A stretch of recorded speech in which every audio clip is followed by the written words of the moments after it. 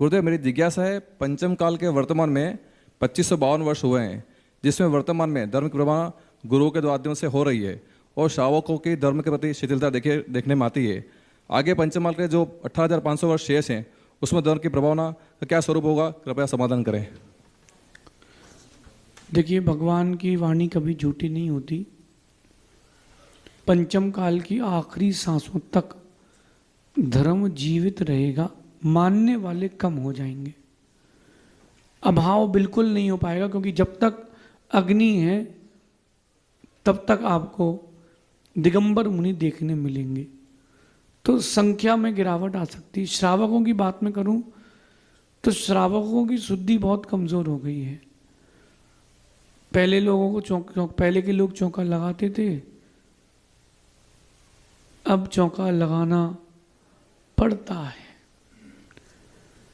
अब बड़ी समस्या आ गई महाराज जी। अब आटा, मर्यादा वाला आटा रखना पड़ेगा। कैसे? वो कितना बहुत मैनेज करने में दिक्कत होती है, क्योंकि हमको रात को फ़ोन चलाना है, हमारा वो इम्पोर्टेंट है, वो स्क्रिप्ट वो डालना है, क्या बोलते हैं वो, स्टेटस। तो बहुत प्रॉब्लम है।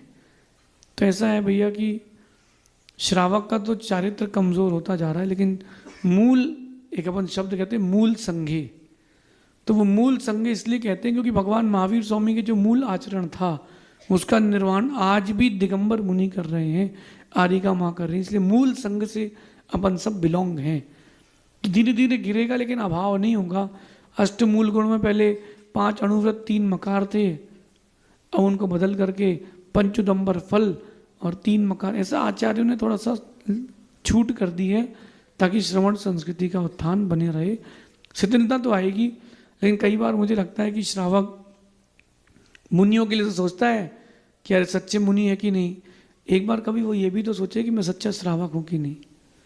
आप सबसे पूछता हूँ, सच्चे मुनि के दर्शन करना है? करना है? एक बार सच्चे श्रावक बन जाओ, सच्चे मुनि के दर्शन मिल जाएंगे।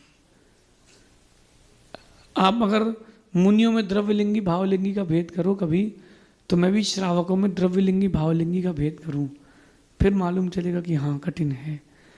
तो अपनी अपनी भूमिका निभाए, लेकिन घबराना नहीं। कहीं ना कहीं उतार आएगा तो चढ़ाव भी आता रहेगा, ऐसा समझिए। अगली जिज्ञासा के लिए तैयार रहेंगे डॉक्टर